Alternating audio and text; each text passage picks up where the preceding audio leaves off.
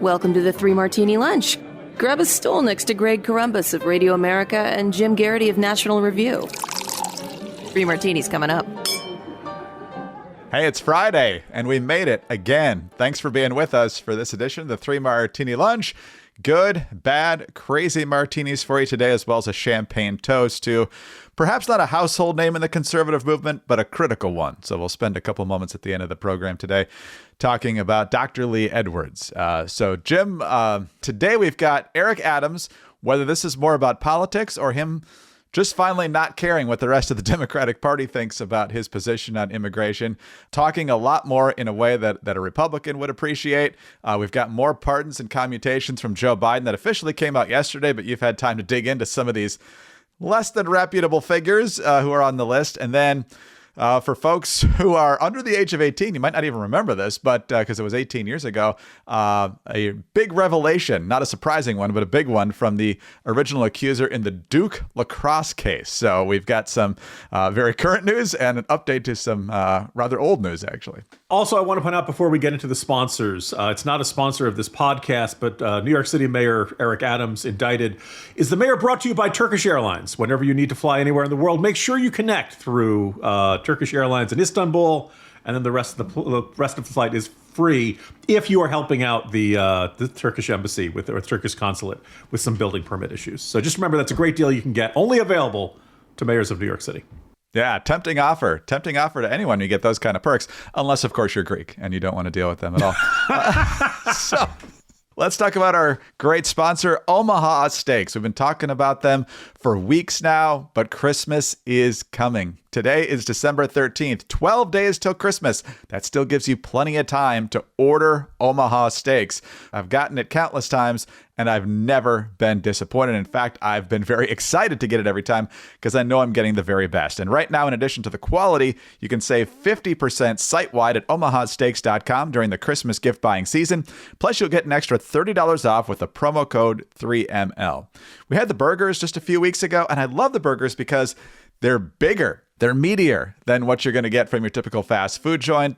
It's filling, but it's not heavy. It's got great flavor. Obviously, slap a slice of cheese on there, and you've got a perfect meal, plus the steak cut fries that'll come with it. Fantastic as well. So once again, visit omahasteaks.com and save 50% off site-wide during the Christmas gift buying season. Promo code 3ML. That's 50% off at omahasteaks.com and an extra $30 off with the promo code 3ML.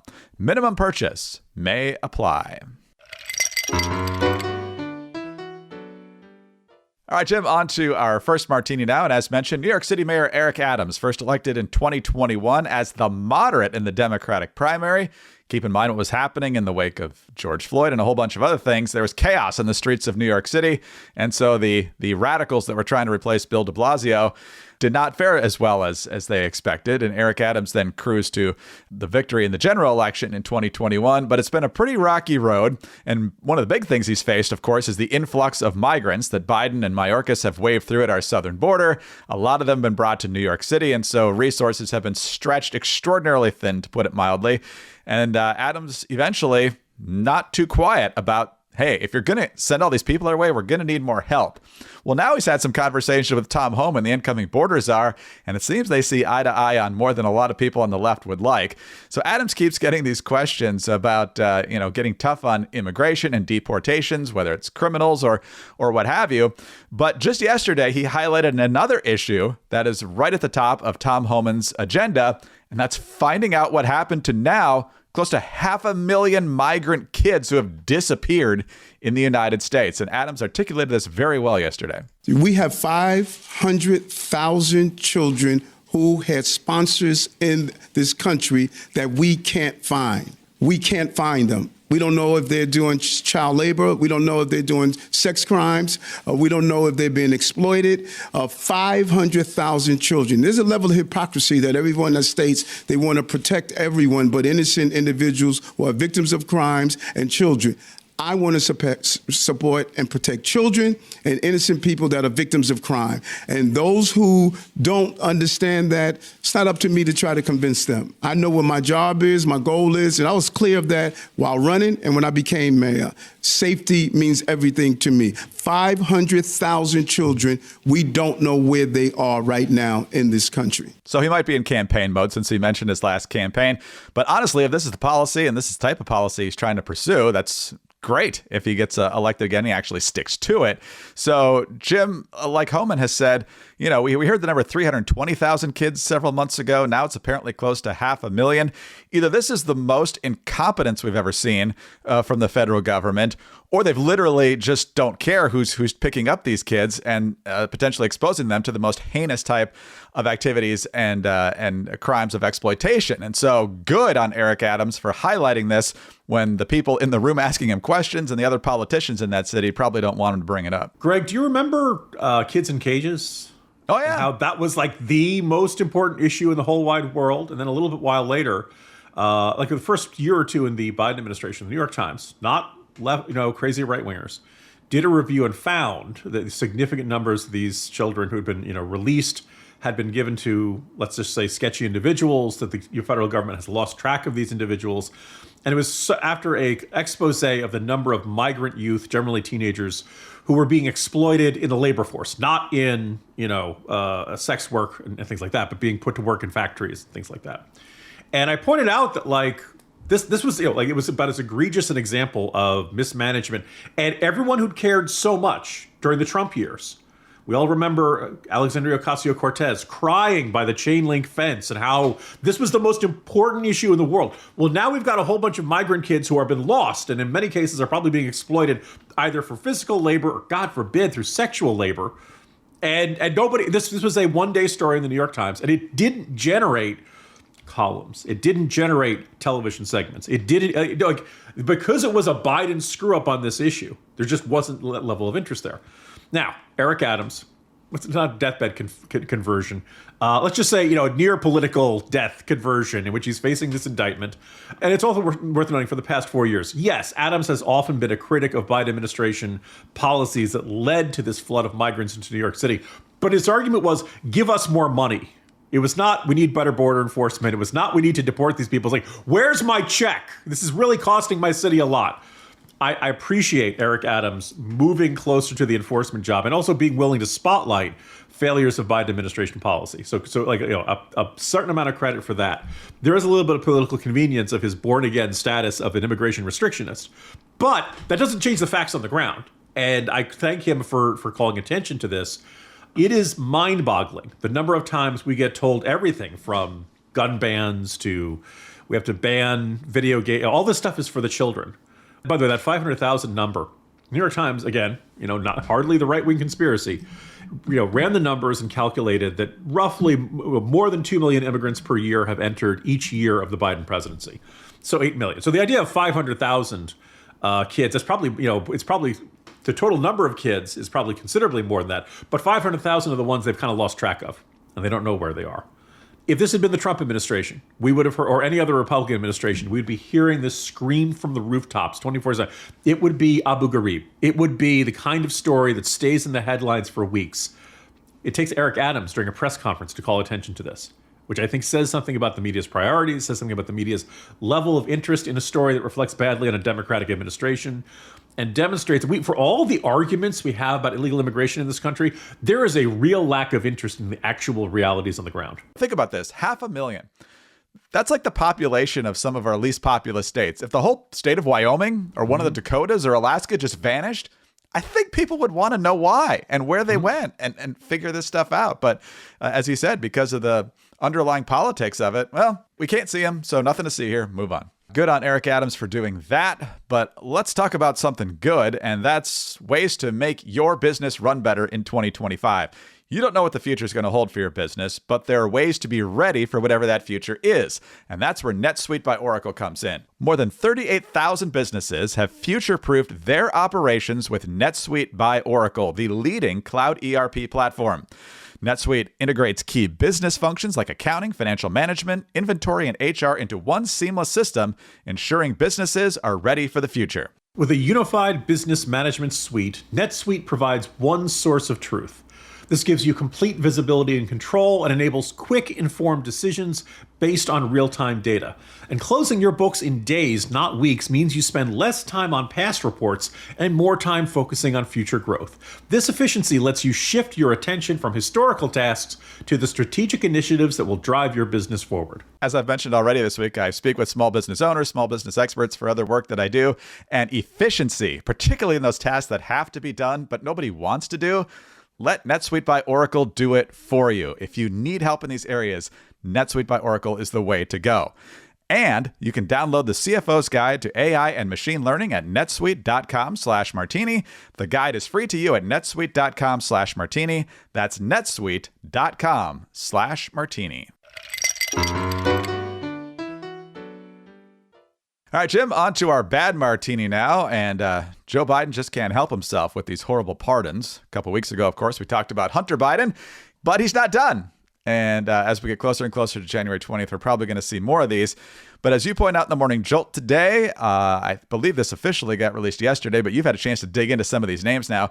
1,500 sentences were commuted and 39 people flat out pardoned, meaning the conviction now, according to the official record, never happened. And you were able to dig into some of these people. You know, you've got a judge who was on the take to keep kids in juvie hall longer than they were supposed to. You've got corrupt political figures, people fleecing seniors out of their money. I mean, these are some of the biggest lowlifes you can possibly find. So I wrote today, this is the kind of story, it was below the fold, and kind of, you heard it, you mentioned it in passing, the fact that it was a record number. It was 1,499. There's something about the Biden administration and weird numbers, and 39, those are 1,499 commutations, which is in which you're basically saying you no longer have to serve the rest of your sentence, but this is still a conviction on your record, and 39 pardons. Pardons are get out of jail free card, and as far as the government is concerned, you never did the thing that you are convicted of doing. So here's today's Wall Street Journal. It's above the fold. So credit where it's due. This wasn't like that part. The sheer number got a lot. And look, it takes time to go through the list of names if you're a reporter and get some background on this. I had the advantage of being able to look through and finding reports from Dixon, Illinois. A lot of this was local coverage. So you can't really say the media is totally ignoring it. But in the communities where these fraudsters were convicted, it's big news. It's just not big news everywhere. You characterize them well, Greg. These are generally white-collar fraud swindlers. But the one that kind of jumped out at me, though, that I led with and just seems like a really spectacularly bad example. So this is a guy who was a former judge, Michael Conahan. He's now age 72. So he was taking bribes. He took $2 million in bribes to send juvenile defendants to 2 private for-profit detention centers. And apparently, sentencing them to much harsher sentences than they otherwise would get because they wanted them in these for-profit detention centers. There's a recurring theme of exploiting children in this in today's podcast. One of the individuals who was sent to this, and who was so shocked by the sentence he got, committed suicide. So did he kill the kid? No, but his decisions directly led to someone taking their own life. Gets out early. All right. Now, but apparently there was a Law and Order episode that was all based upon, the thinly fictionalized version of these events. Guy took bribes, sent kids to for-profit juvenile prisons, sentences disproportionate to their crimes. One of them kills himself. Biden wants to take him out early. The Cuyahoga County, Commissioner Jimmy DeMora, $450,000 off of bribes, trips to Las Vegas, prostitutes, and an infamous outdoor stone-fired pizza oven. Apparently, that's how he spent the money. Greg, I got to give a shout out to Kurt Loger, formerly of MTV News, a reader of the Morning Jolt, and an all-around great guy. He took the look at the picture of Jimmy DeMora and said, "Well, it looks like a good use of that infamous pizza oven." But I imagine the time he spent in prison, he hasn't been having good baked pizza. Nonetheless, you go down this list. A lot of people are saying, well, it's not that big a deal, Jim, because a lot of these people were let out in 2020 as the COVID pandemic was kicking in. They're worried about it spreading quickly through prisons. Most of these are on the older side for federal prisoners. So they were let out generally either to halfway houses where, you're living and working with others and you usually have an ankle bracelet on of some kind, or they were released to home confinement. Well, I point out, this did make a certain amount of logical sense during the heat of the pandemic. Greg, what year is it again? I sometimes forget. almost 2025. Yeah, so it's 2021. Like, pandemic pretty much was out of our lives in 2021, 2020. Biden Department of Justice never put these people back in prison. There were apparently some Republicans in Congress who wanted to say, hey, we let you out because of a health emergency. That's over. It's time for you to get your butts back in prison. But a lot of these people were on this. Now they're not even on home arrest. Now they're not even in a halfway house. These are people who now have no consequence for this. And again, they're swindling little old ladies out of their money. So if Biden wants to say, well, they're not, violent offenders. Okay, great. They didn't mug somebody. They didn't beat somebody up. They still defrauded people. We're talking like some of the biggest fraud cases in America. So why did Biden do this? Greg, the explanation that makes the most sense to me, game respects game. Biden, look, we talk about Hunter Biden, all the ways that he has had shady businessmen, and Devin Archer saying, well, don't worry, but they only were selling the illusion of access to his father, not actual access. By the way, when you can get Joe Biden on the phone, that's actual access. Let's keep that in mind. But I just kind of figure Biden looks at this and says, one, look, if there's such a thing as leniency for older people who've committed crimes, I want that to be the policy in place. I think Biden really much wants, leniency towards seniors to be America's philosophy going forward. And two, I think, going to Las Vegas, spending money on prostitutes, swindling people. Look, you probably remind him of his son. Joe Biden looks at that and says, good job.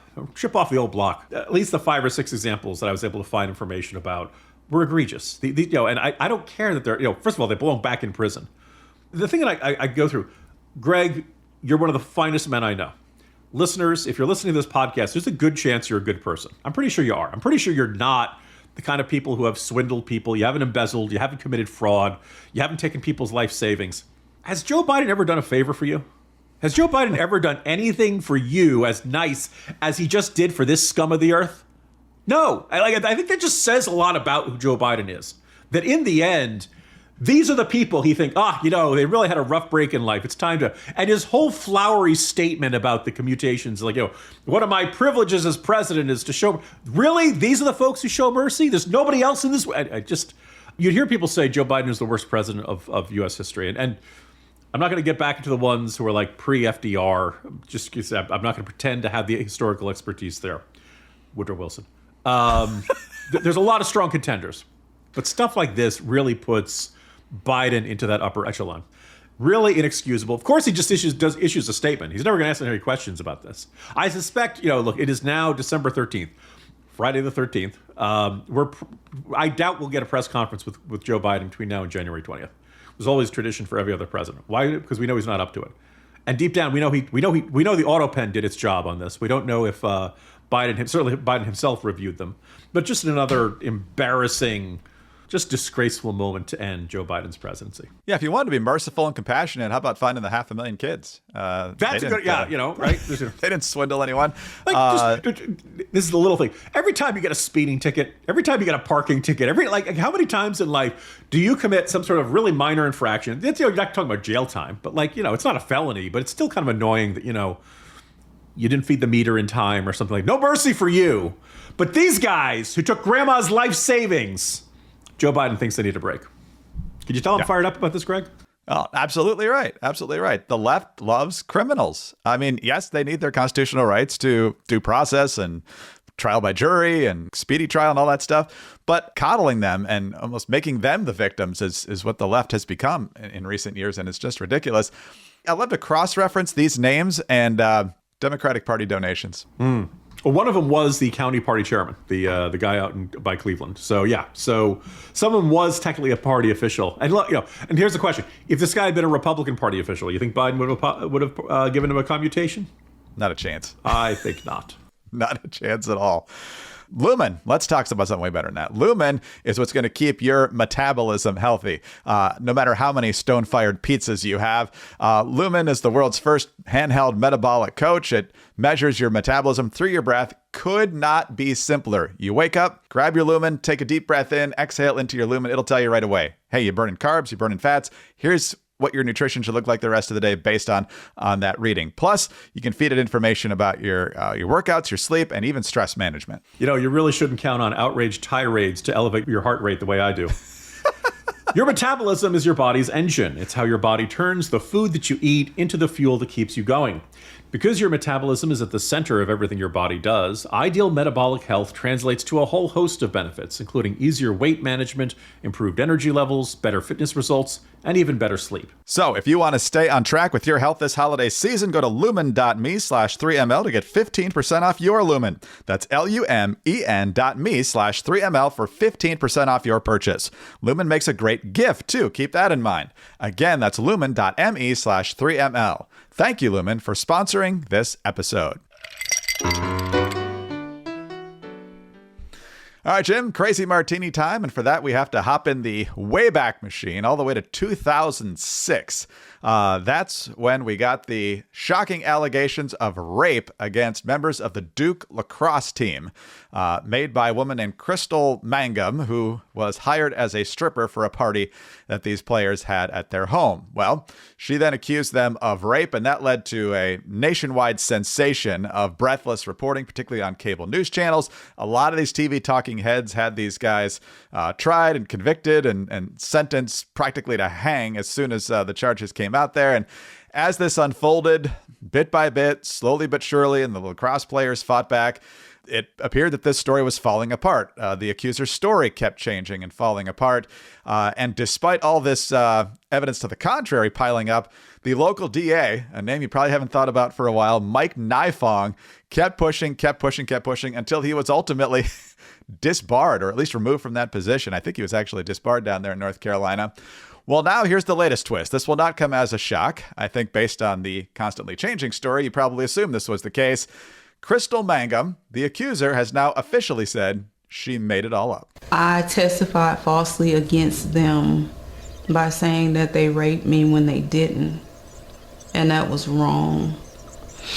And I betrayed the trust of a lot of other people who believed in me.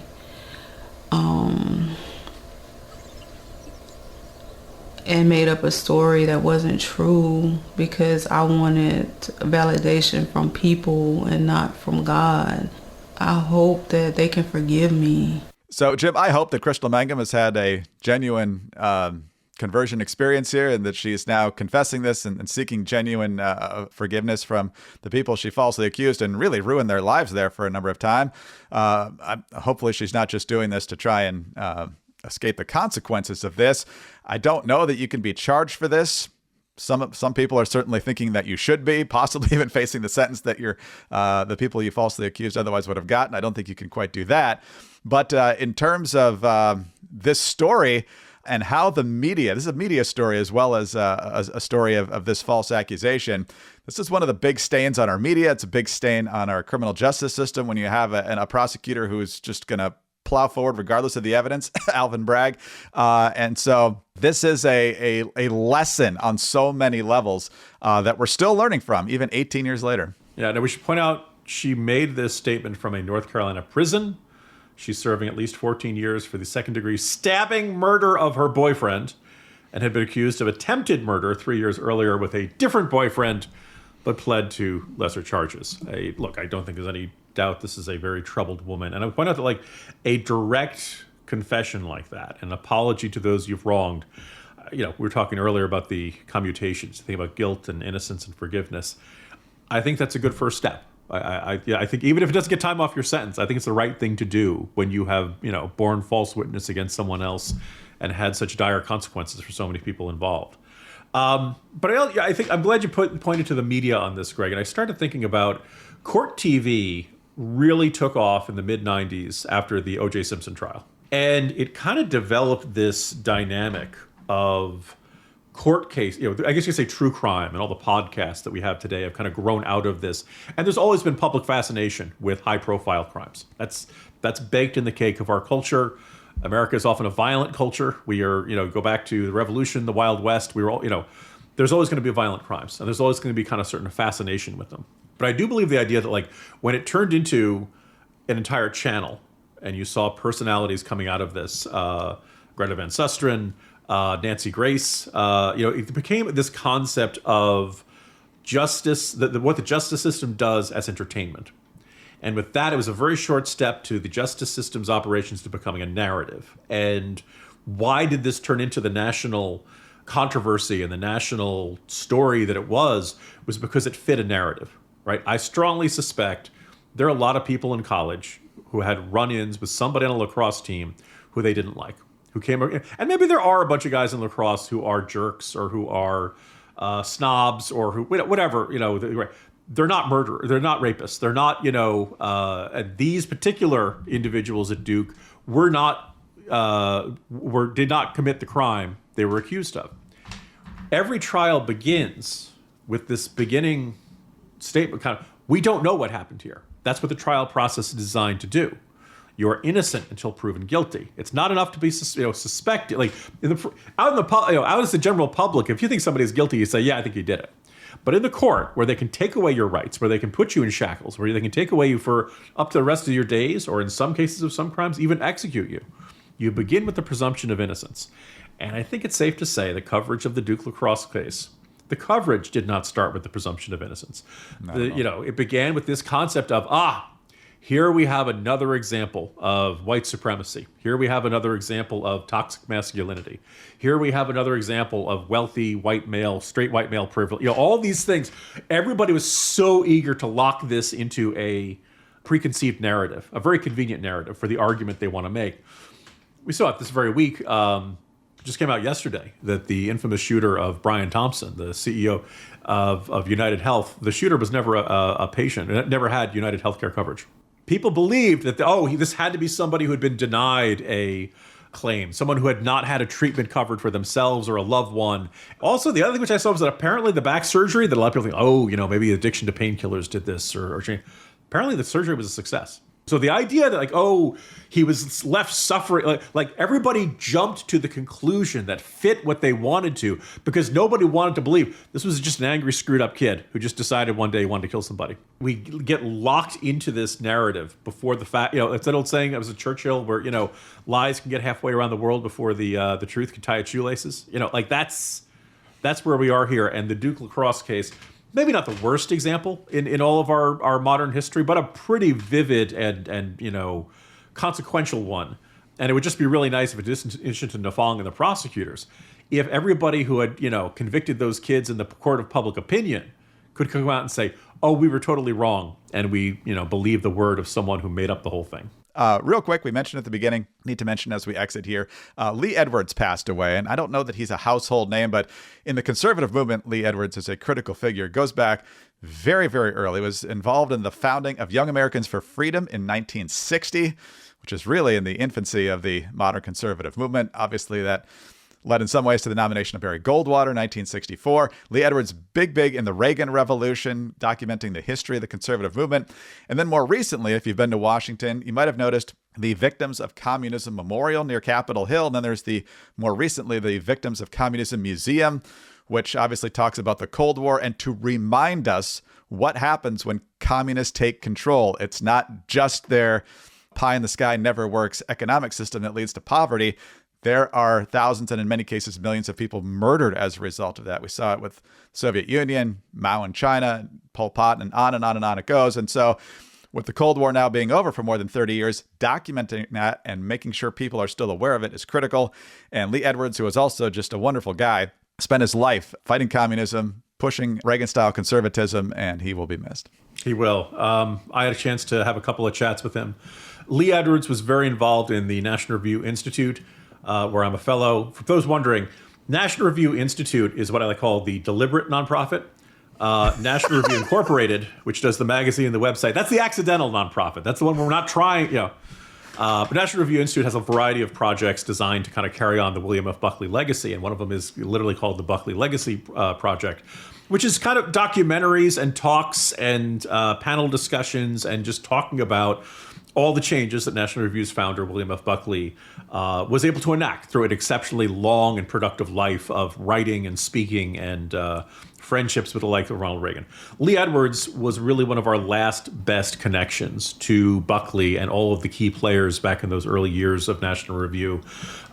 Enjoyed talking about it with him. Just this, the nicest man you're ever going to meet, and just this, infectious enthusiasm and a volcanic eruption of useful information and funny stories and, Every triumph, every stumble along the way, he remembered it all and kept it all in fantastic perspective. And I knew he was up in years, and we knew this. You knew someday we'd lose someone like that. As I said earlier, you and I are two Generation X guys.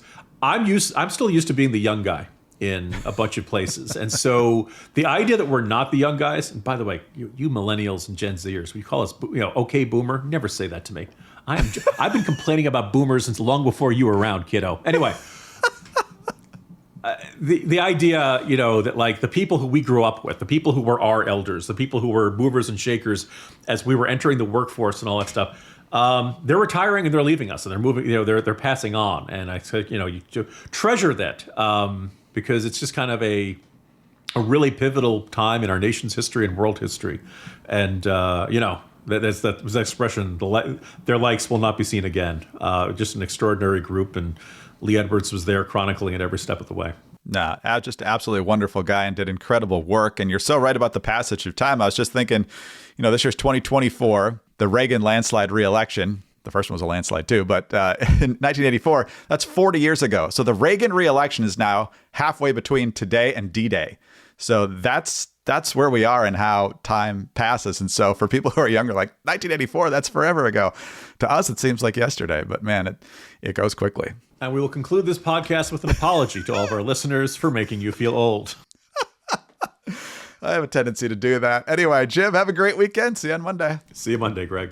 Jim Garrity, National Review. I'm Greg Corombos of Radio America. Thanks so much for being with us today. Do subscribe to the podcast if you don't already. Tell your friends about us as well. Thanks also for your 5-star ratings and your kind reviews. Please keep those coming in. They help us out a lot. Get us on your home devices. All you have to say is play 3 Martini Lunch podcast. Follow us on X. He's at Jim Garrity. I'm at Dateline_DC. Have a fantastic weekend. Join us again on Monday for the next 3 Martini Lunch.